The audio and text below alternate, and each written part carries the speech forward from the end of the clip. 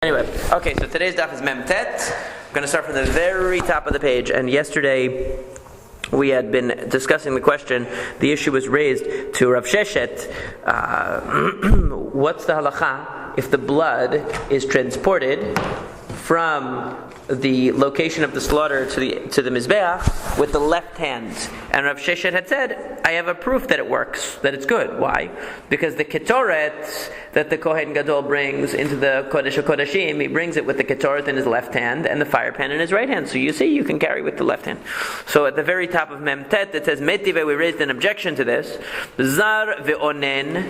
A zar is a non-Kohen. An onen is somebody who just had a death in the family of their immediate relative, so they're not allowed to serve. Shikur, a drunk person. Ubalmum, somebody who has a defect, one of the defects that invalidates him from serving as a Kohen in the Beit HaMikdash and would invalidate the service as well. But Kabbalah uvholacha uvzrika, receiving the blood, carrying it to the Mizbeach, or throwing the blood onto the altar, pasul. In all these cases, it's invalid. Okay? V'chen yoshev, similarly, if he decides to sit down while performing the service, or v'chen smol, if he uses his left hand, pasul. So what do you see from that? You're not allowed to use your left hand, even for holacha. One of the things it says you're not allowed to do is carry the blood from one place to another using your left hand. Tiyuvta, that is a clear refutation of Rav Sheshet. Rav Sheshet just said you could use your left hand. This Braita says explicitly, there's not really any wiggle room here, that it's invalid. V'ha Rav Sheshet hu de'otva. How could Rav Sheshet be caught in his own net, so to speak? Rav Sheshet raised this very objection to somebody else. He quoted this Braita. How could he not know this Braita? He quoted it. How so? Because one time Rav Sheshet was at the shiur given by Rav Chisda. They used to have an amora. The amora was the person who went around to the large audience. They didn't have a microphone and would explain. He was like what we have in universities, like the TA. Right, he would go around in the crowd and he would help the students understand what the professor was talking about. So Rav Sheshet said to the Amora of Rav Chisda, he asked a question. Rav Chisda, please ask Rav Chisda the following question: Can a non-Kohen carry the blood? Obviously, he can't receive the blood, and obviously he can't throw the blood on the altar. But could a non-Kohen carry the blood, transport it? Is that really part of the service or not? Amar le, he said, Kishera, it's valid. He can carry it. Mikra misayeni, and there's a pasuk that supports the view that a non-Kohen can carry the blood. How so? Vayishchatu Pesach, because when it speaks about the Korban Pesach in Divrei Yamim, and this pasuk is found in Divrei Yamim Bet, when it talks about the Pesach that they did at that time, it says that that they slaughtered the Pesach, Vayizreku Kohanim miyadam, and the Kohanim threw the blood miyadam, from their hands, which, if in the context is talking about the Levi'im were holding the blood, the Kohanim would take it from their hands and throw it onto the altar. Levi'im mafshitim, and meanwhile the Levi'im were mafshitim, they were taking the skin, they were skinning the animals.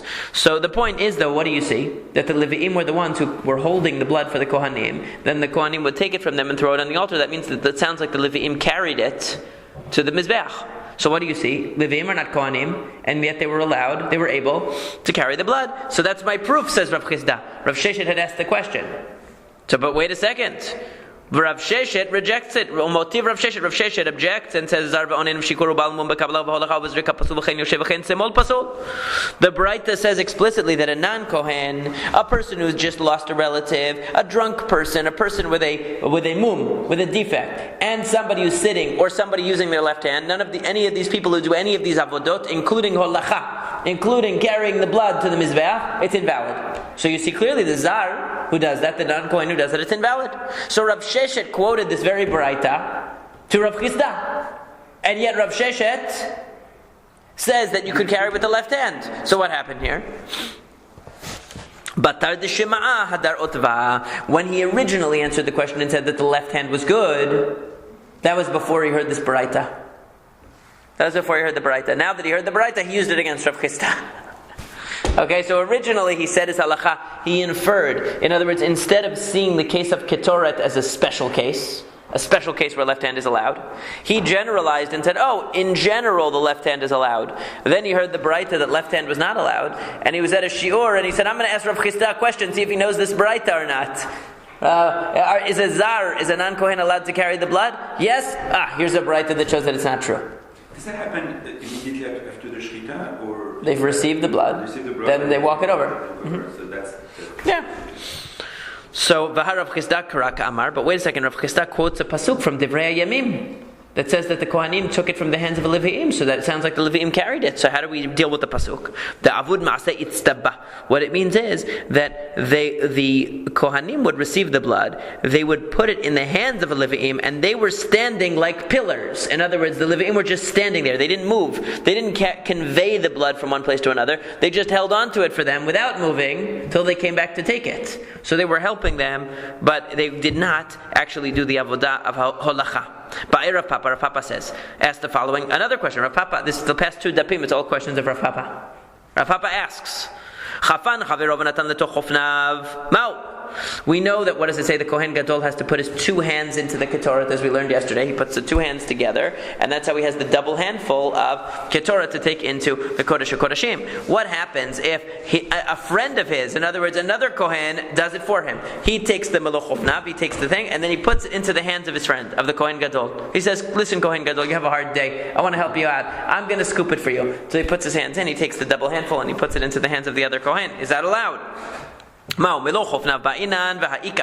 one hand, what do you need? You need it to be a double handful, and in fact it is a double handful. It's just somebody else's. Or maybe because the pasuk says he takes it and he brings it, meaning that the very same person who takes it, who makes the handful, has to carry it in. This is a similar question to what we saw before about the measuring cup. In other words, is it simply that we need it to be a double handful? Okay? A cupped handful of ketoret, and it doesn't matter that somebody else took it out of the, was actually the one who withdrew that double handful, and he can hand it to the other Kohen Gadol. Or no, it's part of the process. The Kohen Gadol takes the ketoret and brings it. In other words, it can't be separated that somebody else took the ketoret and handed it to him. He must be the one to cup his hands together and actually take it. That's the question. So the Gemara says, take again. We don't know the answer to that. It could be that somebody else doing it would be just as acceptable. Now the Tosafot asks. About what would seem to be a problem here. That why is this not obvious from what we've learned earlier in terms of the Kohen Gadol having to do it? But that's another issue. All right. So now the Gemara goes on to the next question. We've had a lot of tekus. Rabbi Yoshua ben Levi. Rabbi Yoshua ben Levi asked the following question. He says, "Chafan v'met, ma'u sheikanes acher b'chafinato." The Kohen Gadol takes his handful of ketoret and he puts it into what? That spoon, right? The large spoon. What happens? He dies. Now we need to get the other Kohen Gadol in here. Back up. Please back up to carry it in. Is that good? So we already saw that if somebody else, Rav Papa was asking a question where somebody else takes out the ketoret and puts it into the spoon, where the person who's going to be going in did not take the ketoret himself. Now we're making the issue a little more complicated. The Kohen Gadol did do it, but then he died. So now what do we do? So Rabbi Yoshua ben Levi asked the question. Amar Rabbi Chanina says, Bo'u ra'eh she'elat rishonim. Look, this is a question of the Rishonim. Meaning, this is a kind of question, if you look at what Rashi says, L'talmidim, he said to the students, Bo'u ra'eh she'ador acharon zocheh lethakem kedorot rishonim. Look how this generation is as wise as the previous generations. Sha'af ani hayiti sho'el she'ela zo, v'achshav shala Rabbi Yoshua ben Levi shu min harishonim. That I asked this question. Rabbi Chanina is talking about himself. He says, I asked this very question that Rabbi Yoshua ben Levi asked. So look, our generation is as wise as Rabbi Yoshua ben Levi's generation. Meaning to say that Rabbi Yoshua ben Levi is older. Right? He's saying, look, I was mitkaven. I got to the same question as Rabbi Yoshua ben Levi. Look at what a smart guy. It's like when you'll say, that question had, that's Tosafot's question, that's Rashi's question. Oh, it makes you feel, hey, I've got something here, working in between my ears. So Rabbi Chanina said that. But wait a second, the member of the Rabbi Yoshua ben Levi, Kashish, the implication is that Rabbi Yoshua ben Levi is the older one. Because Rabbi Chanina is saying, he's older than me. I came to the same question that he did. V'amar Rabbi Yoshua ben Levi, but Rabbi Yoshua ben Levi himself said, Hitir Rabbi Chanina lishtot shachlayim b'Shabbat. That Rabbi Yoshua ben Levi said, Rabbi Chanina permitted me to drink shachlayim, which is a type of cress, right? On Shabbat, the type of juice or something like that from cress that they would drink. He allowed me to drink it on Shabbat. It was a healing thing. Okay, it was a remedy, and he said Rabbi Hanina allowed me to drink it. So what does that mean? Rabbi Hanina allowed me to drink it. Rabbi Hanina is saying that Rabbi Yoshua ben Levi is my idol, and I'm so happy that I came up with the same question that he did. Rabbi Yoshua ben Levi is saying, no, I asked Rabbi Hanina questions. He's my leader. So which one is which? Okay, so lishtot. So now the Gemara gets distracted by this issue for a moment. First, lishtot. Why can't you drink the water of cress? Why not? Why do you need a permission for that? Pshita. Because doesn't it say already in the Mishnah that any normal drink or food that you want to consume on Shabbat is allowed, even if it has medicinal properties? Let's say you say I want to eat 10 oranges on Shabbat because it gives me good vitamin C. There's nothing wrong with that. It's a normal food. Ella lishhok v'lishtot shachlayim b'Shabbat. Rather, what he must have meant was Rabbi Hanina said that I could crush the cress, I could grind it up and drink it. Grinding is one of the melachot. Now, if he's in actual mortal danger, so obviously you can violate Shabbat. But if there's no sakana, how could he have allowed him to grind up the cress on Shabbat? That's one of the melachot. The answer is le'olam dika sakanta. Really, it was a case of danger. Hachikami bayale mi masya tenechol alayu shabbata olo masya. Okay, velo nechol alayu shabbata. So his question was not whether he could do it or not. He knew that he was in a case of danger. The question is this remedy reliable enough that it's worth violating Shabbat for? In other words, if you have a quack remedy, you can't violate, even if you're in the sakana, your life is threatened, you can't do a quack remedy on Shabbat if it involves violating one of the melachot. What remedy? An ineffective one. A fake, like a fake one. Some kind of a fake thing. It's a... Can't work. That doesn't work. So he was asking him, is grinding up cress and drinking it a legitimate remedy such that if I am if my life is in danger, I can grind it? In other words, you're not going to tell a person who, let's say they need to, their life is in danger, cook up this magic potion on Shabbat. It'll help you. Because cooking might be allowed to save a life, but not cooking a magic potion because it's not going to help you. Right? It has to be something that's going to help you. So that's why he's asking. That's what he asked Rabbi Hanina. Okay? Umay shena Rabbi Hanina. And why Rabbi Hanina? Mishum debaki berfuotu. Because Rabbi Hanina was a doctor.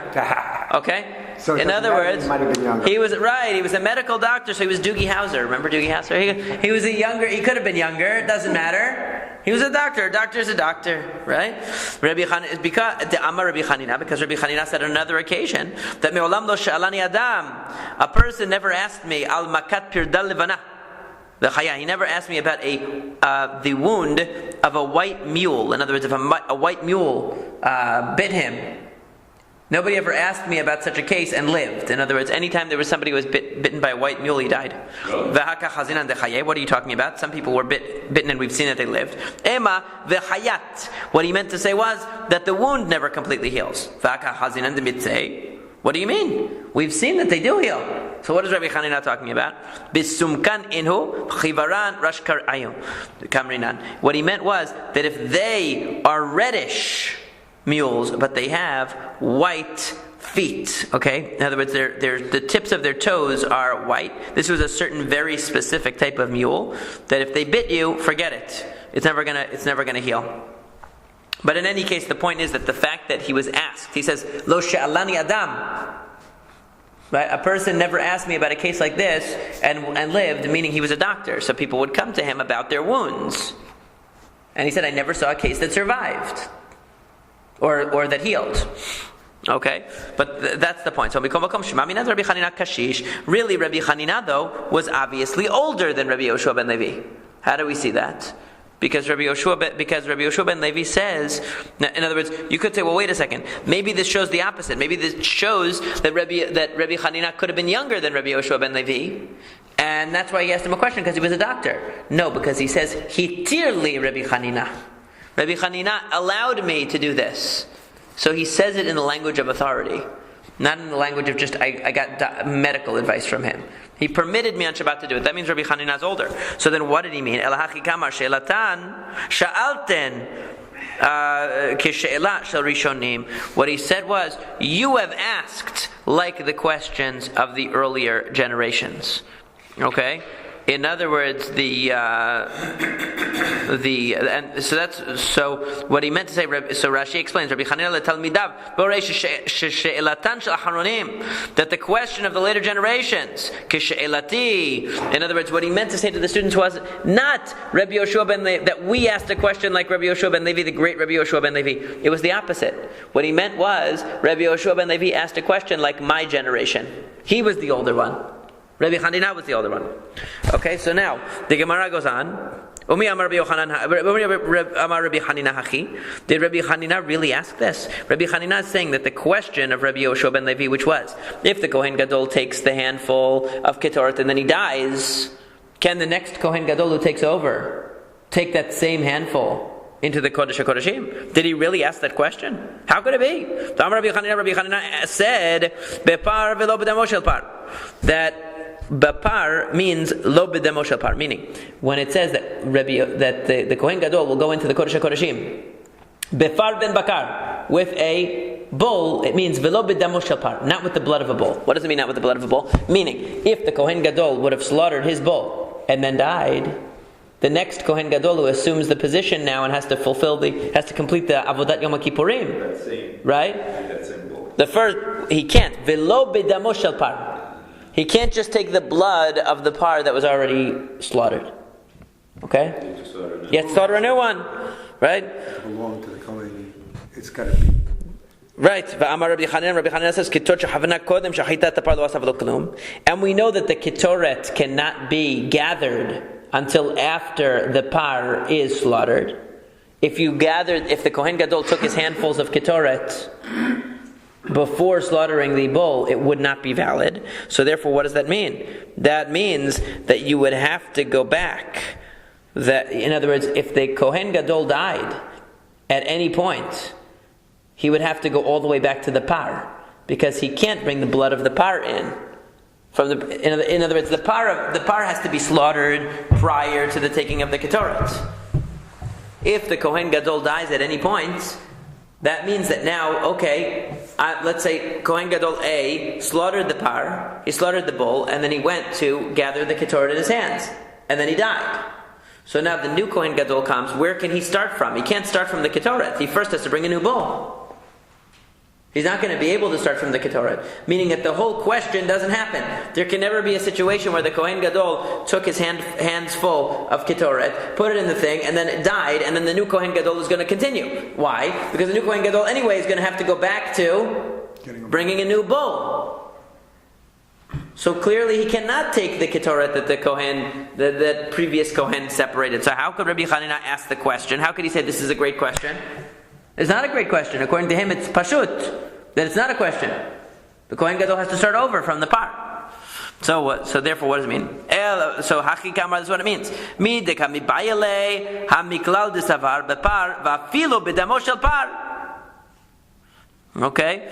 In other words, from what Rabbi Yoshua ben Levi is asking, I can infer that he holds that in fact what? The second Kohen Gadol can use the blood of the par that was slaughtered by the first Kohen Gadol. He doesn't have to slaughter it over again. Otherwise the question wouldn't begin, right? In other words, that's according to Rabbi Chanina, we have to go back. You're up to stage whatever in the process. You have to go back now to slaughter another bull. But from the fact that Rabbi Yoshua ben Levi is asking if Kohen Gadol B can take Kohen Gadol A's ketoret and continue with it, means that obviously he doesn't require him to slaughter a new bull. Okay, so Rashi says on the side,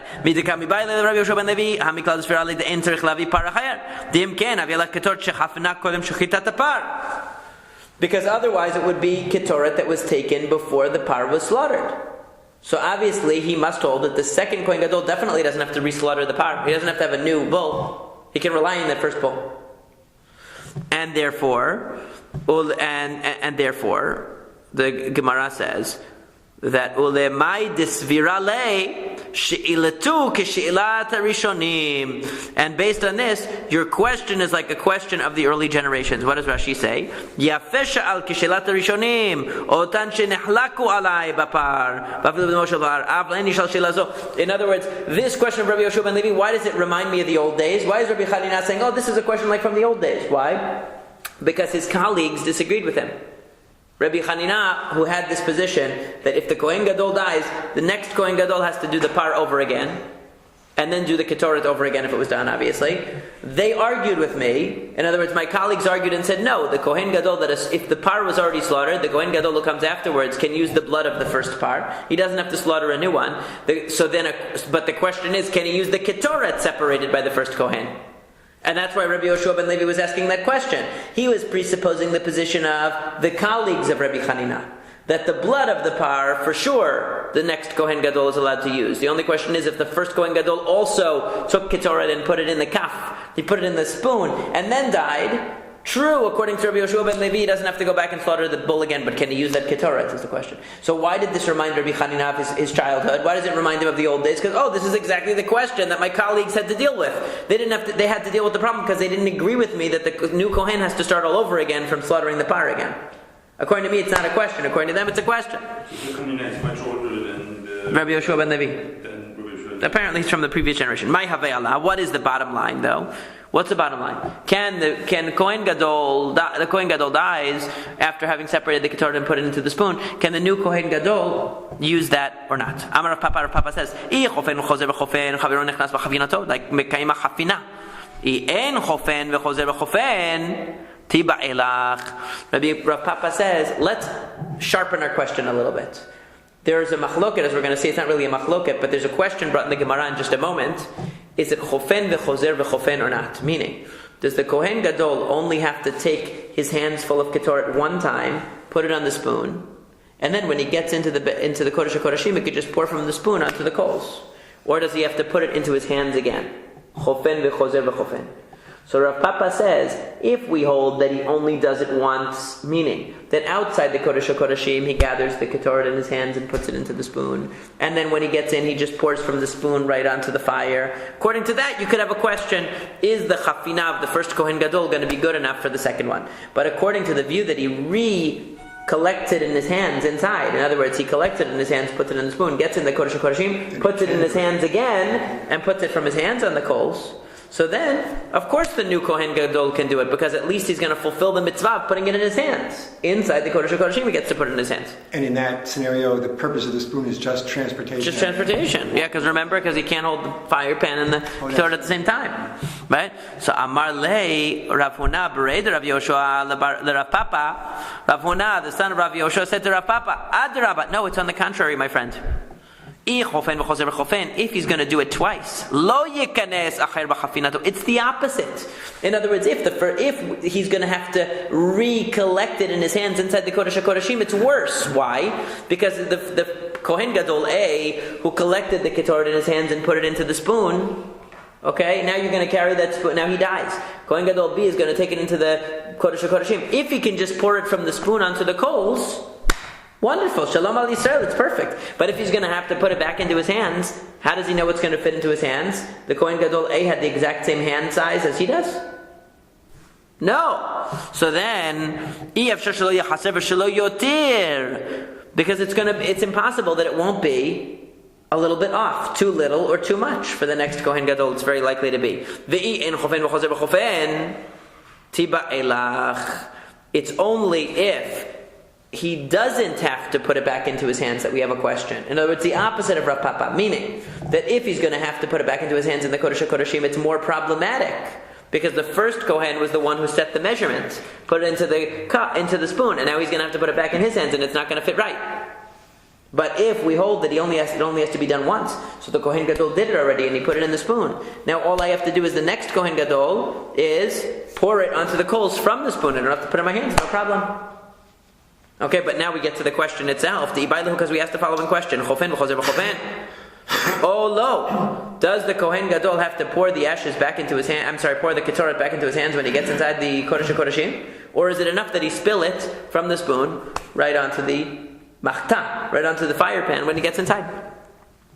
Tashima, come in here. Kachaita midata, as we tried to infer in the beginning of this sugya here, in the very beginning of this piece of Gemara from the Mishnah, it said that he fills his hands with the ketoret v'kachaita midata, and this was its measurement. What does it mean? And this was its measurement. It means what? My love, kishem shemidata mibachutz, kach midata bibifnim. By saying this is its measurement, it means the same measurement that he gathered in his hands outside the Kodesh HaKodeshim is what he's going to gather in his hands inside the Kodesh HaKodeshim.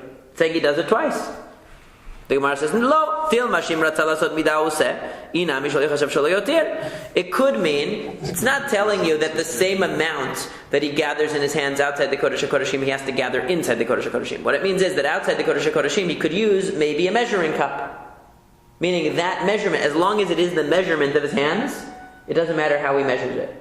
That's one possibility. Or it could just be telling you, kachaita midata, don't do more, don't do less, do it exactly the measure of your hands. But it doesn't mean that he has to put it back in his hands. Because the spoon's got what was in his hands. The spoon's got what's in his hands, so he doesn't have to pour it back in.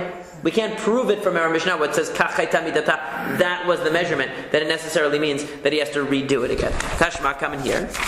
Ketzad hu oseh. What it says? What does he do inside the Kodesh HaKodeshim? So and it describes it. It says, "Ochez et habazach b'rashe etzba'otav."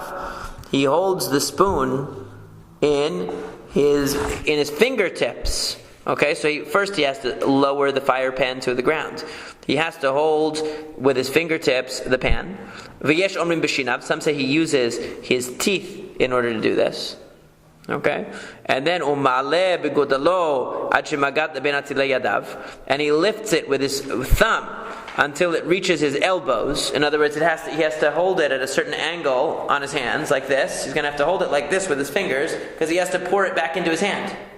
It's not going to be easy to do that. And so, how does it work? Ve'chozer u'machziro l'toch chofnav ve'tzovra. And kedei ashana shoel lavo. So basically, what it says is that he has to hold it. He has to hold the pan in a way. He has to pour it into his own hands. Okay, so imagine having a spoonful of anything, and you need to pour it into your own hands. So how do you use your hands to pour it into your hands? Not easy. So he had to hold it in his fingertips and tilt it in a way at an angle that it would fall into his hands, or he had to use his teeth and lower into his hands. I get that, but how do we get to the point that he's putting it back in his hands? This is in the Kodesh settled HaKodeshim. it? Yeah, so they're showing that. Look, it's in a Braita. But that's how we did it. That's exactly how we did it. So Rashi explained the details. He holds it in his fingers after he put the fire pan on the ground, and he has to hold it even with his arms, and then he has to tilt it slightly so that it falls into the palms of his hand, basically, into the palms of his hands. So first it says that he has to when he pours the ketoret onto the fire pan, he should make it in a big pile so that it takes a longer time to smoke up. Some say no, he should spread it out thinly. Some say that he should do it quickly. In other words, he should spread it out thinly so it burns quickly and the smoke comes quickly. But v'zohi avodah kasha shebamikdash. This is the difficult service of the Beit HaMikdash. Why? Because the ability to be able to hold that heavy fire pan with just your fingertips and to tilt it and angle it in such a way that you're going to somehow be able to balance it on your body and pour it into your own hands. Holding the fire pan? No, the fire pan's on the ground. Okay. He's only holding the ketoret and trying to hold... and pour it.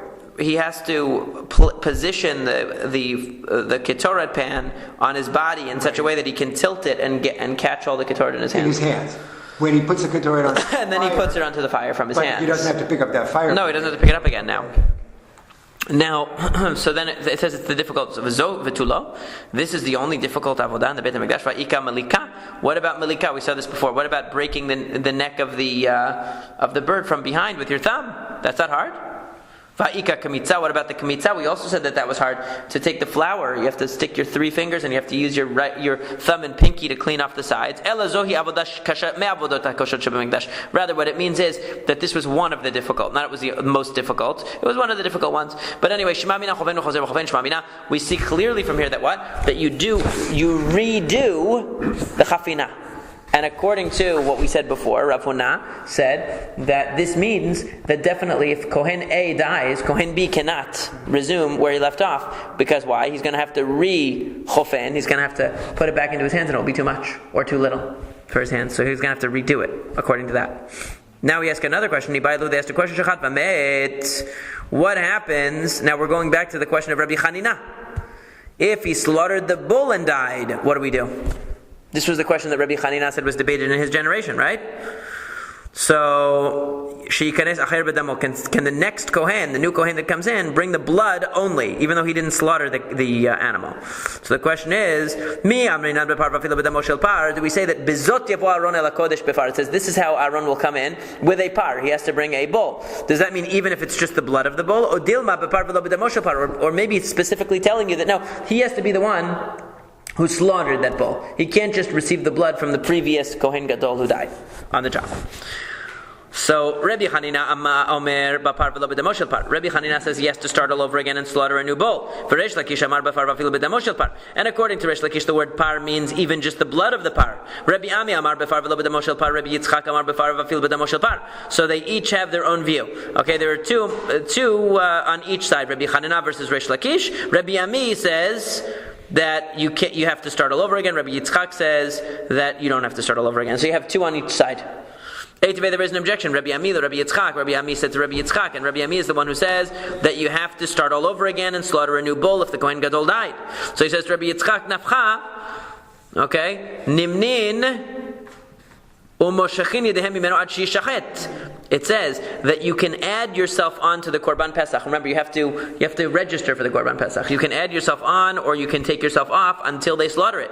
Vim ita, and if you're telling me that the word par in the Torah can mean even if it's already slaughtered, ad she is rok, or it should maybe be she is arek mi, then it should be that you can register or withdraw from a Korban Pesach until the blood is thrown, because you're telling me that we still call that bull a bull until its blood has been thrown.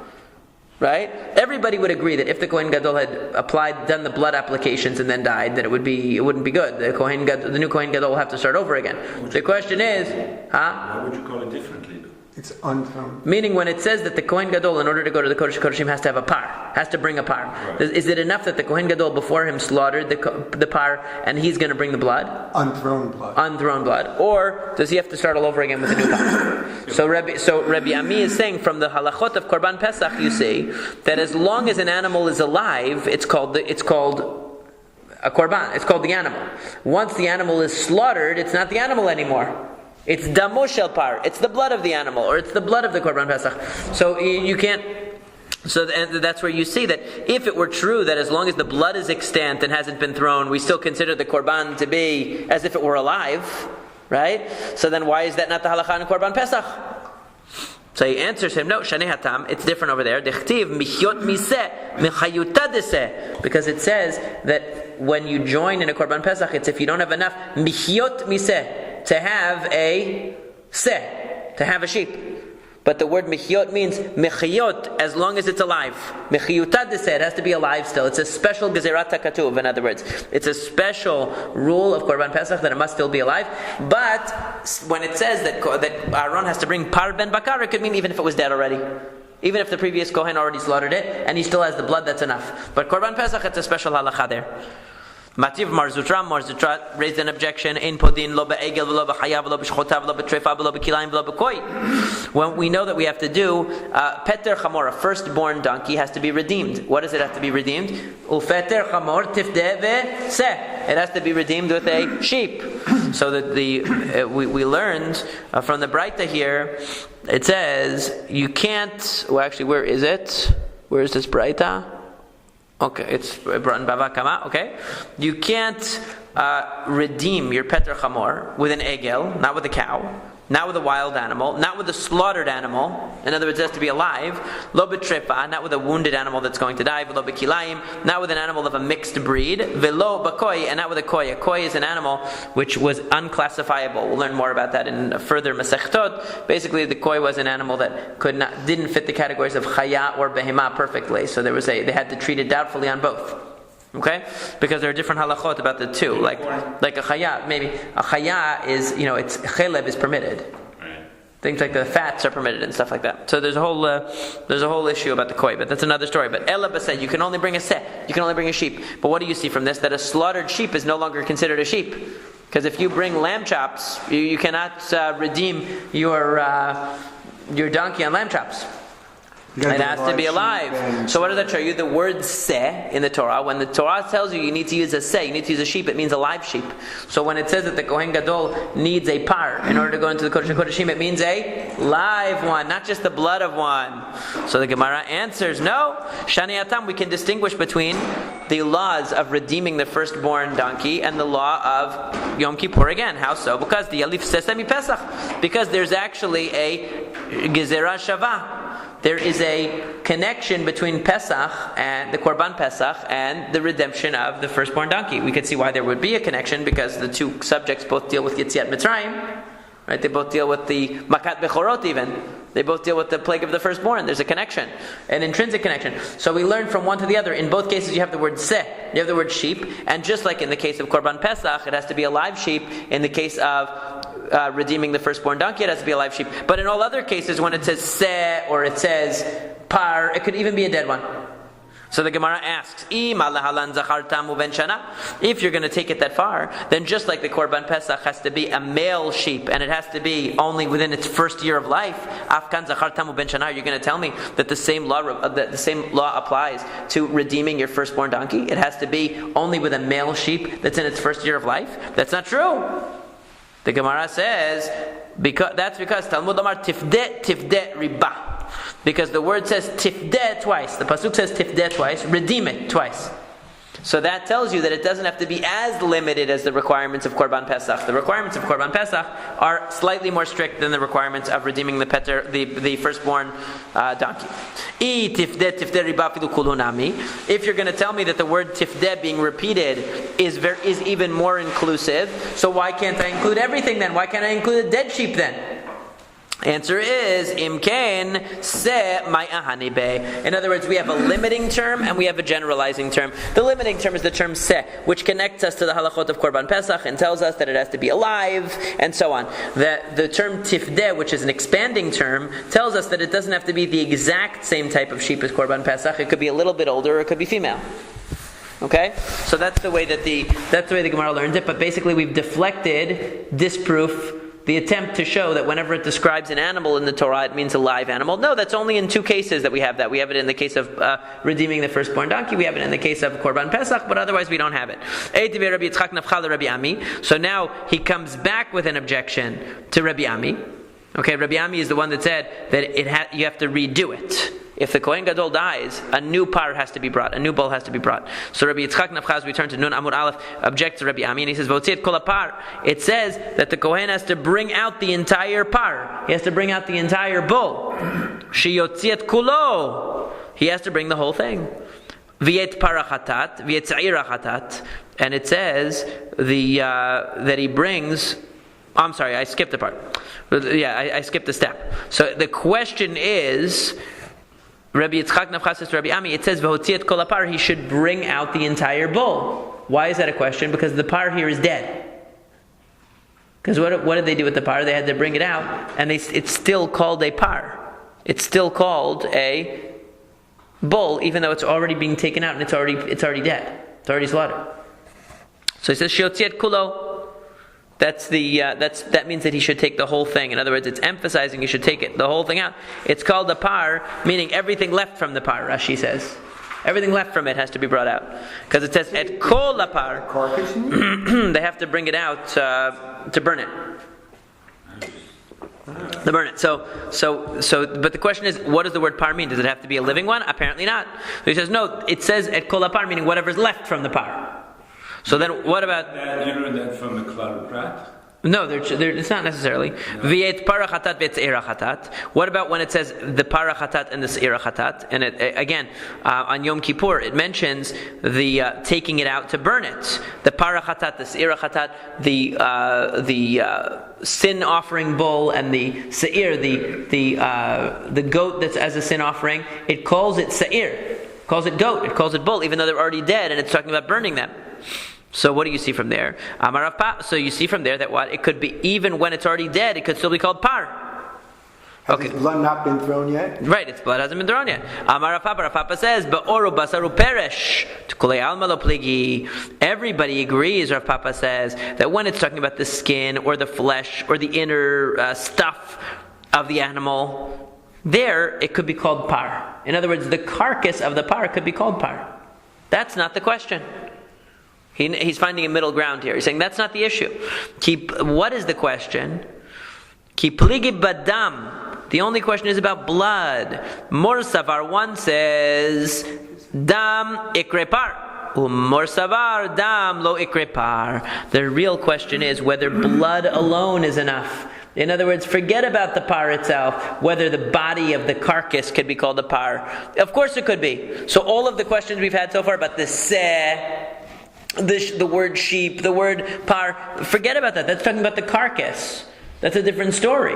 Now we're asking, can blood alone, is that enough? Right. Exactly, that's what I've been waiting for. Right. So Amar Ravashi says, Mistabarakim andamar damikre par. I'll tell you what. It makes sense that blood is called par. That the blood is enough. Why? Because it says Bizot yavo Aharon el kodesh befar ben bakar.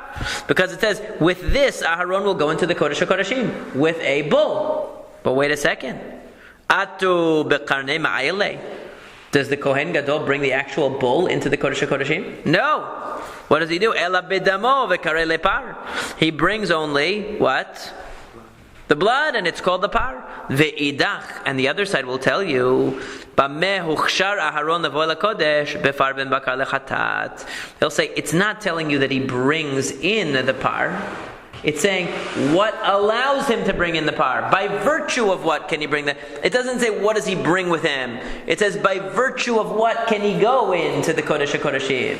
Bezot doesn't mean he goes with it physically, it means he goes by virtue of it. And by virtue of the par that was offered. So don't tell me that because it says Aharon is going with the par into the Kodesh HaKodeshim, that means that the word par can mean just the blood, because he brings blood in there to sprinkle on the Aron, right? Bein badei Aron, between the staves of the Aron, he does that. So don't say that's a proof. It's not a proof because it doesn't necessarily refer, when it says that he's going to go befar ben bakar, it doesn't necessarily mean that it's referring to the blood. It could be referring to the service of the par that's done outside. And it's by virtue of that service of the par, which is not only done with the blood, but is done also with the body of the par, that he's allowed to go in. But you can't prove that par that just blood alone is called par. And that was the whole question. So the Gemara leaves it as a machloket. Do we say that par ben bakar, that if the first Kohen dies, that the second Kohen can continue using the blood? The halacha is codified in the Rambam that he can. That the Kohen that assumes the position after the first Kohen dies can continue with the blood that was extracted by the first Kohen Gadol from the par. He doesn't have to slaughter a new par, but it does seem that if he took the chafina, if he took the ketoret in his hands, that the second Kohen would have to redo that part. So they never resolved